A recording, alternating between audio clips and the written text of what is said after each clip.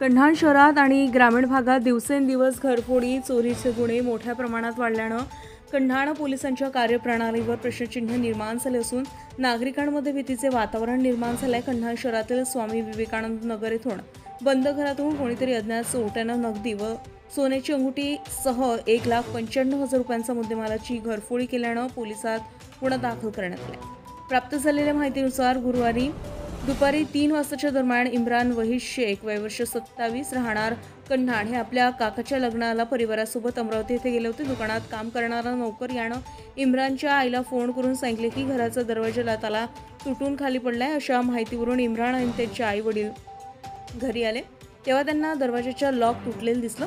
आतमध्ये जाऊन पाहणी केली असता रूममधील असलेले लोखंडी गोदरेजची अलमारी उघडी दिसली. त्यामध्ये ठेवलेले नगदी 1,65,000 रुपये, सोन्याची अंगठी 5 ग्राम किंमत 30,000 रुपये असा एकूण 1,95,000 रुपयांचा मुद्देमाल कोणीतरी अज्ञात चोरट्याने चोरून नेल्यानं कन्हान पोलिसांनी इम्रान शेख यांच्या तक्रारीवरून अज्ञात आरोपी विरुद्ध गुन्हा दाखल करून पुढील तपास उपविभागीय पोलीस अधिकारी संतोष गायकवाड, पोलीस निरीक्षक उमेश पाटील यांच्या मार्गदर्शनामध्ये सहाय्यक पोलीस निरीक्षक राहुल चौहान, महेश बिसने हे करीत असून आरोपींचा शोध घेत आहे. गजा महाराष्ट्र 24 न्यूज करिता ऋषभ बावनकर, कन्हान. ताज्या घडामोडी आणि बातम्या जाणून घेण्यासाठी गरजा महाराष्ट्र 24 न्यूज या आपल्या यूट्यूब चॅनलला सबस्क्राईब करा आणि बेल आयकॉन दाबायला विसरू नका, जेणेकरून आपला व्हिडिओ आल्याची ताजी खबर तुम्हाला ताबडतोब मिळेल.